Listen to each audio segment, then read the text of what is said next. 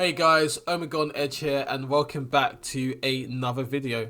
So in today's video, it's going to be a little bit different. We're not going to be painting a miniature. Instead, I'm going to be answering some questions that you guys have regarding oil painting. Now, over in our Discord channel and in the Patreon, I asked you guys what you'd like to know, and a load of you responded with some questions. So I thought, whilst it's been quite a busy week, I still had time to make a short explanation of each subject. So yeah, why not just answer the questions here? So thanks for your patience. Again, if you are interested in supporting the channel, head over to the Patreon. There will be a link in the description, and come join our community. It's really friendly in there and we're learning a lot together. Alright, with that being said, let's get on to the first question. So this first question comes from Faces and Bases, and he wanted to know how we can clean paint from a palette and what palettes you can use. So there are actually a range of different tools you can use for painting using oils. Some people like to use a glass palette, others like to use a ceramic tile palette, and some people like myself can even use wet palettes for oil painting. So the type of surface you use depends on what kind of work you'll be doing. Now, for the majority of people, and for myself included, I would recommend either a ceramic tile or a glass palette. That's just because the oil paint is able to move more freely, they're easier to clean and maintain, and they're easier to store as well. You don't have to keep replacing them. The ceramic tile or glass palette, they won't rot, and they won't get any mold on them, so they're actually really useful to use. So the tools I use when I'm using my glass palette or tiles to actually clean it is I use a glass scraper, and what this does is it safely removes dried oil paint from the surface of the tile. Now I used to use a palette knife, but that scratched the surface of the tile and removed, it's like chipping it, and left a lot of horrible scores and scratches in the surface of the tile and made it look really old. So I don't recommend using that. Something else you can do with both the glass palette and the ceramic tile is actually place these in a sealed container and put that in the freezer. Now what this does is it stores the oil paint, it keeps it safe, and keeps it wet for longer due to temperature and due to the fact that air isn't reaching it, oxygen's not reaching it, so it prevents it from drying out. And that means that when you take it out of the freezer and you use it again after about 5 minutes, all of the water would have evaporated and you can continue working. Now I've actually found on tiles there doesn't seem to be any liquid or water residue. On glass it does. I'm not entirely sure why that's the case, but what I found is that my oil paints on a ceramic tile actually stay wetter for longer. Probably something to do with the surface or the way it's been laminated, for example. But either way, either of these will work, and you just have to experiment and see what you like. So hopefully that answers that question. The main thing being just using a glass scraper, and then also you can take some wet wipes and just wipe out the excess. Just take a little bit of white spirit to remove any excess oil paint that hasn't dried but it's still kind of wet. Wipe that away, and then take a dried paper towel and just wipe it again, and that will be able. Then you'll be able to use it again for the next session. All right, that's what I'll say on that. Next question is, how can I care for brushes and brush management? Now this came from a couple of patrons, and brushes are such an interesting topic. I've actually looked at several brushes from different lines. When I first started, I was under the impression that you could use pretty much any brush, and you can, but they didn't really have to be in good conditions. I've actually seen people stabbing away at their miniatures, and that can really reduce the life of the brushes. So I think that's pretty much what this question is referring to, and I'll just go into detail on that. So the first way we can maintain our brushes is by using brush soap. So you can basically wipe your brush into the model, or rather into the soap, and remove the excess, and then rub it between your fingers, and then once that's done, you use some water and then you wipe it away and take some cloth. You can do repeat until all of the paint has been removed. If you don't have any of like brush cleaner with you or nearby that you can purchase, then just use shampoo and conditioner, and that will actually rejuvenate the brushes and keep them alive for longer. Now, in terms of actually brushes themselves, I like to use Winsor & Newtons.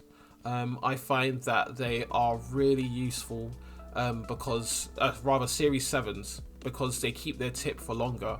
Now, a myth that people have with oil paints is that oils damage your brushes. They don't. Now, I've actually found that my acrylic paints tend to completely destroy my brushes instead of the oil paints. Now, the reason for that is oil paint is more sticky depending on the brand or the texture of the paint you get. So what it does is that it actually kind of brings the tips together in a point easier. And also, because it's slow drying, it takes longer for it to get into the kind of ferrule of the head of the brush and damage it. So I found that it actually maintains it for longer, and it just means that they're easier to clean as well because the paint is still wet, so it's much easier to get out of the actual brush itself. The second reason is that all oil paint is vegetable oil, so it's not really going to cause any harm to the brushes. The difference is with the thinner. Now, you can use something like Sansador or White Spirit. You have different names depending on the country, but for the most part, so long as you maintain your brushes using soap, your brush will last. I've had this for a while. I've had the same Winsor & Newtons for about 4 months. I use them almost every day, and they've all kept their tips. The only thing I would say is that you shouldn't mix. You shouldn't do any hard mixing with your brushes. You should have like either a crappy brush or a palette knife to make mixtures with, just because that motion, that constant splaying of the brush on the surface is what causes the hairs to part, and that's what damages the brushes. But you can always like roll it between your finger, and maybe I'll make a video specifically on each of these topics in more detail when I have a bit of time to go over all of this. But I found that my Winsor & Newtons have lasted for quite some time. Now, if you don't have access to Winsor & Newton, you can use Rosemary & Co. Those are also good brushes. Artist Opus make really brilliant brushes. You can also grab some synthetics, although I found that synthetics seem to die a lot faster in general, and they don't seem to keep a tip.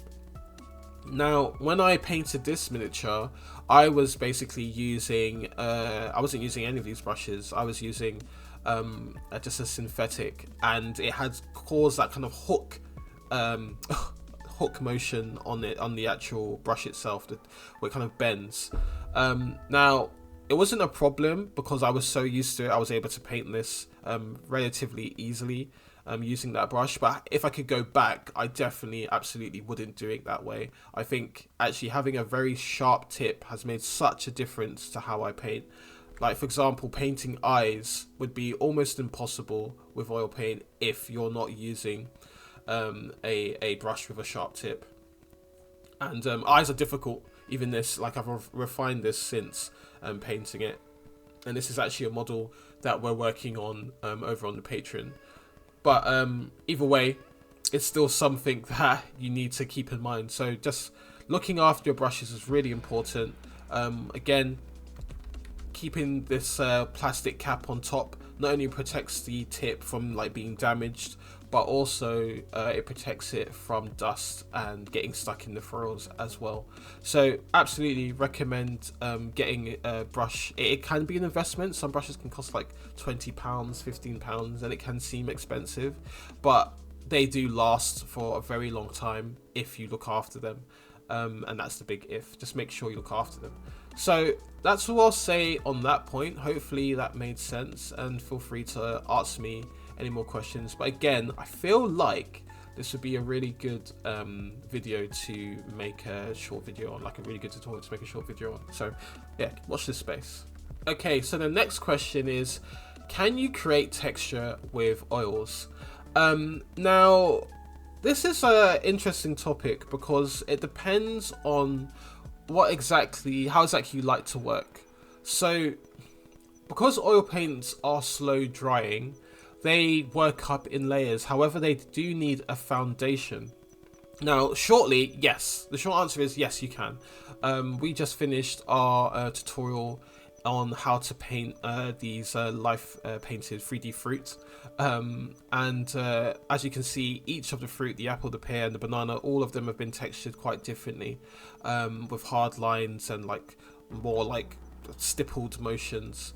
And the question was kind of referring to hair and to materials, but the same applies. That you can absolutely do it. Now, oil paints can do anything acrylics can do, and in my opinion, they can do them better. However, the way they work and the way they need to be done is slightly different.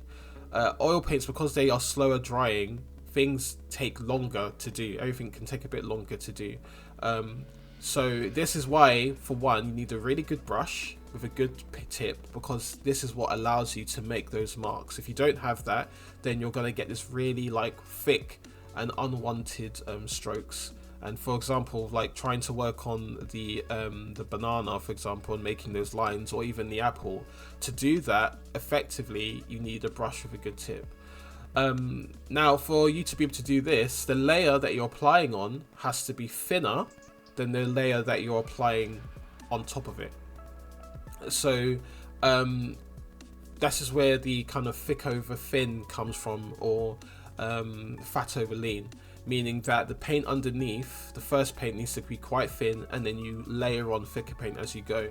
If you want to work in alla prima, so all at once, and that basically means if you're doing one oil painting, 1 miniature, and you're doing one sitting, you need to make sure that you're adhering to that rule.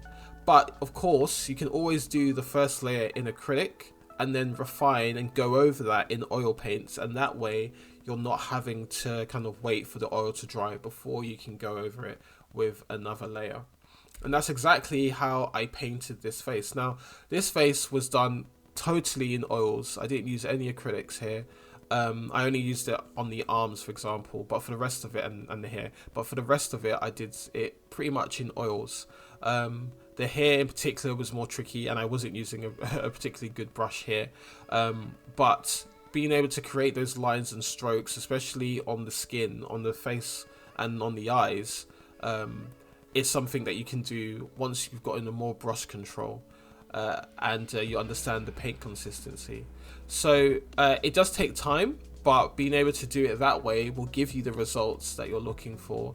You just need to be able to just like take your time and work on it as you're going.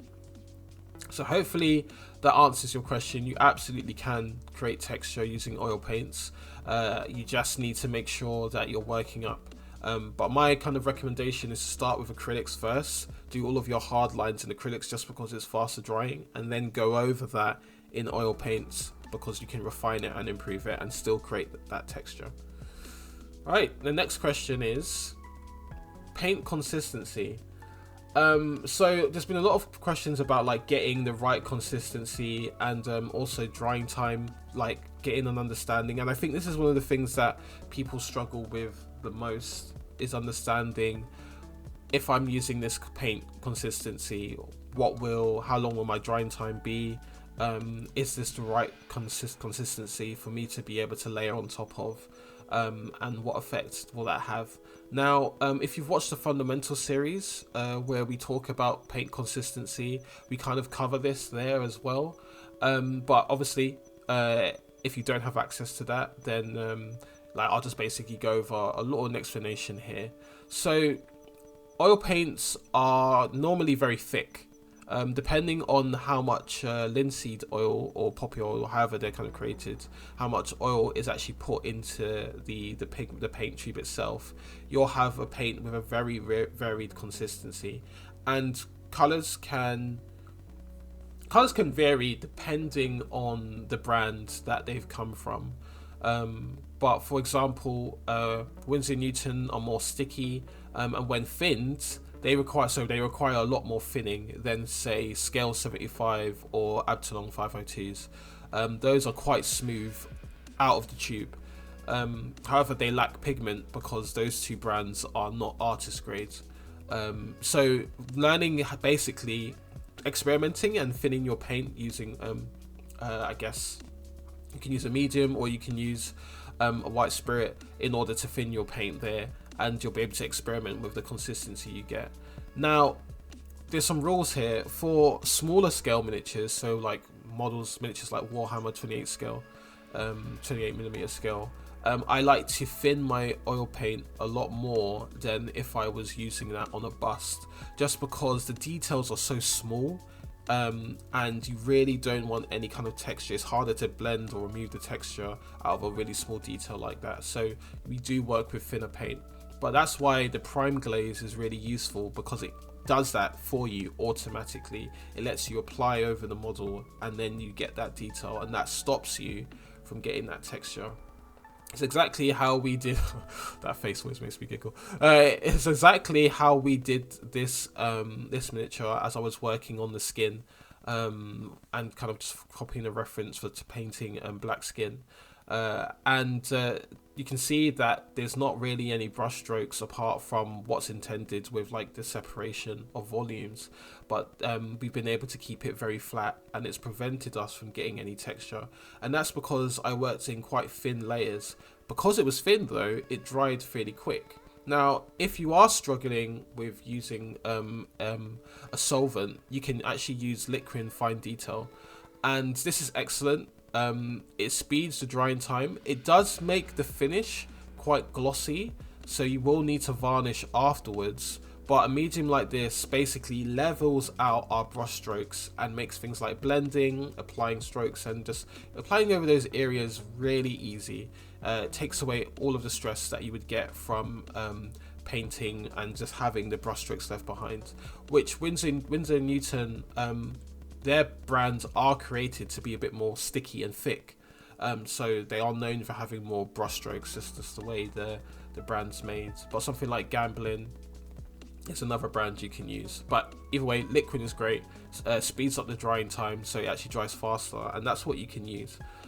So yeah, I've definitely done a video on a tutorial for oil painting, like fundamentals, the first part, for basically breaking that down. But yeah, maybe I can put this into another video and help you guys out there too. How do I sketch lights and shadows? Now, this is a interesting question, and it really comes into practice more when we do display painting. For army painting, it's not really something you have to really worry too much about. You just have like a set of primary lights that you set up and you choose where they go, and then you place in your shadows. Sounds really simple, but when we come to display painting, it gets a bit more complicated. The way that we can identify light direction is actually where our cast shadows come from, and our volumes. So the reason I'm using this image from Legend of Zelda, Tears of the Kingdom, is because the art style kind of lends itself to these block colors where nothing's been blended, and these kind of like hard edges, basically really firm edges, so you can see where these lines are on the side of Zelda's face to show where the light is hitting. That's basically informing us as a viewer where the direction of the light is coming from. So for example, on her shoulder, you can see where this is in shadow. You've got a bit of curve to show the shape where her chest is. You can even see the shadow cast by her arm onto her chest, and then the bright light where the light's reaching, and then before it goes into shadow again. So we are very lucky that we have the miniature already. The form is already built, and we basically decide, we place our lights, then we place in our shadows based on the kind of form itself of where, let's see if I can actually mark it. Ooh, pen. Of where the light would shine. So for example, here you can see where the curve is, and I would probably put another shadow here just to show that the light is kind of coming from that way. So basically, I guess in this image the light is kind of coming in sort of like that, probably more like this, more this way, and you can kind of tell by the shadow on the dog's face and the way the light is like hitting into the shadow area here. But basically that's the first step I would take. That's what I would do in the first step. I would basically take some time to mark out all the areas of primary light, just one volume, and then the areas of the primary shadow, and that's how I would define my shadows. The same thing can be seen here on Link's face. Like OSL, so object source lighting. If this was a bust, it would be the same thing. He's kind of in this shadowed dark area. We've got the light of a flame off to the side, and we can tell it's coming from this area based on where this big beam of light is hitting another one here on this edge, whilst this is in shadow. And then you've got a rebound light just on the edge here, which is reflecting from his hair and his neck. And then you've got this little section here. So basically all of these little things are pointing us to understand which way the light is coming from. Okay, and once you basically understand that, once you're happy with where your light's coming from, you just need to mark in all the areas of shadow, and then we can go into our midtones, our like mid highlights, and then our primary lights and all of that stuff, and refine from there. But hopefully that would make sense. Another example is from the Paint Coach here on YouTube, who basically blocks in all of the areas and based on volt values first. So again, he's not working with form because he's working on a canvas, so he's having to create that all himself, and then he basically blocks it in by using value. This is all really important, why it's important to sketch, I think. Why it's really important to plan out the work as you're working, and I'm using acrylics to do that just because they're fast, and they help me to create the form, and then I can go over it with oils afterwards to refine it and just improve it. And I've probably the biggest change and benefit I've made to my workflow has been by doing that. And on the next slide I'll show you the results. So this is the bust that we're currently working on. I did most of the work in acrylics. Now you can see it's quite like blotchy. It's not blended at all. It's just the different shapes you can see. Well, I've only been focused on getting colors, making these different marks, and again, nothing is blended. It's all just creating that form based on the bust model. And then in the next stage, once I'm happy, I then go in with my oil paint and just blend and refine those areas marking.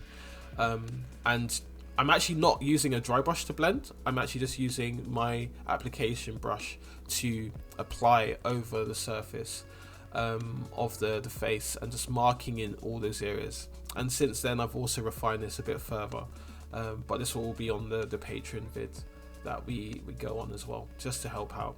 So yeah, hopefully that makes sense. All of it comes from first sketching out our lights, all of our areas, marking out our directions, and then getting in our shadows, and then doing the in-between from there. So basically refining from there, and I do that all in oils, and that gives us this really lovely blend and more defined features as well. Alright, so if you guys got any more questions on that, don't worry, there will be a video coming soon for the Patreon, so be sure to check that out when it goes up, probably next week, if not the week after. Right, so for the last question, we're going to be talking about pre-glazing, and is it really useful? Now, you can see here that I've got a picture from Not Just Mecha, Marco, a good friend of mine, who makes brilliant tutorials, and got him doing an excellent painter, a really lovely guy as well, if you get to meet him in person. As excitable as he is on video in person. He has been using a technique I think was developed by James Wapple called a pre-glaze, which basically consists of applying unthinned thick oil paint onto a model, and then taking a brush and wiping it away, and that way the paint goes into all of the recesses and you can paint on top of it. Now, personally, I don't particularly like this technique. That's not because I think the results are pretty good. However, and looking at miniatures like that in person, there's a lot of undefined blotchiness and lower resolution that comes from it. There's also dust as well, it's easy to pick up. So personally, I don't like the finish. I think Mark is a brilliant painter, and this is not a dig at him at all in any way, so if you take it like that, that's not what I mean. But what I mean is that I don't particularly like the way those miniatures end up looking. There's a lot of softness, they lose their form and shape, and they end up just looking quite blotchy. So what I developed was the prime glaze, and this is particular for hard surfaces. You can also use it for organic tissue like you saw on the skin earlier and in the next slide, where basically we get this really refined and defined look to our miniatures. And this is something I paid probably like almost half a year ago, or a year ago rather, so it's quite old now. It's the first tutorial, and this is available on YouTube for you to check out, as well as here on the Patreon, where I go through all the steps required for how to paint this miniature yourself, or any color, any miniature like it. But I just found that this had better results. I preferred the finish that this gave, as opposed to the kind of blotchiness you get in most oil painted miniatures I've seen. And this goes up to bust as well. It's like creating those hard lines, those textures. So each of the marks made on the owl and on the character's face, like I've created that. That's not a part of the actual model. Those have been marked in, and this is entirely using oil paints for this one as well. So it just requires some time. It just requires you to take some time to use the tools that you've got and be patient with what you're creating. To be honest, like the varnish came out a bit strange on this miniature, so I'll probably have to go over that later on before I take it to a show. But again, like, it's just taking that time to kind of get into all those areas and refine it when you get a chance. But yeah, just to say that the prime glaze works really well. But it's just up to the way you paint. There's no right or wrong. It's just what you personally like, and no one should stop you from doing what you like and then what you enjoy painting. So if you like using the pre-glaze, go ahead and use it. But if you prefer this way, use this way. So it's totally up to you. And I think that's the end of the questions. So let me know if you guys found this useful. I think it would be cool to create videos based on some of these questions, just to explain it in more detail. But I'll get back to you guys on that when I've got an idea for how that could work. But love you guys. Thanks for tuning in. Have a good week, and I'll speak to you soon. Okay, bye for now. And if you liked the video, don't forget to give it a like and subscribe. And if you'd like to support the channel, there should be a link in the bio to my Patreon. Thank you to all my loyal patrons, you make this possible. Bye for now.